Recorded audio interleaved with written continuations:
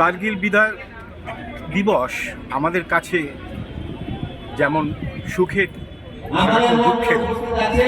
এই কারণেই বলবো, কার্গিল যুদ্ধে আমরা হারিয়েছি আমাদের ঘরের ছেলে কনাদ ভট্টাচার্যকে। এই মঞ্চের পেছনেই কনাদের বাড়ি, যে বাড়িতে কনাদ বড় হয়েছে এটা কনাদের মামার বাড়ি, এবং কনাদের মামা আমাদের বন্ধু, দাদাও বলতে পারেন কিছুটা, আমাদের চেয়ে কয়েক বছরের বড়, বিমান চক্রবর্তী। শৈশব থেকেই এই বিমান চক্রবর্তীর কাছে কনাদ বড় হয়। মামার বাড়িতে থাকলে মামার যেরকম আদর, ঠিক সেরকম আদরের ছেলে ছিল কনাদ। মাঠের ক্লাব টালা ফ্রেন্ডস অ্যাসোসিয়েশনের সঙ্গে কনাদ ওতপ্রোতভাবে জড়িত। আজকে যে টালা ফ্রেন্ডসের ভবনটি দেখছেন, আমরা সেই ভবনটি কনাদের নামে উৎসর্গ করে কনাদ ভবন রেখেছি।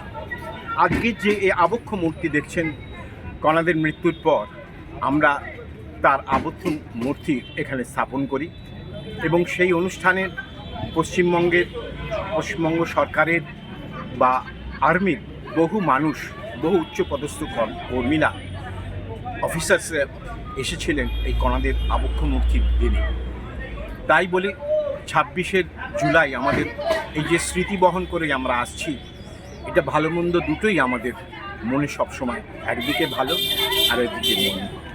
মন্দ বলতে আমরা হারিয়েছি কনাদকে, ভালো বলতে আমরা কার্গিল যুদ্ধে ভারত জয়লাভ করেছি পাকিস্তানকে হারিয়ে।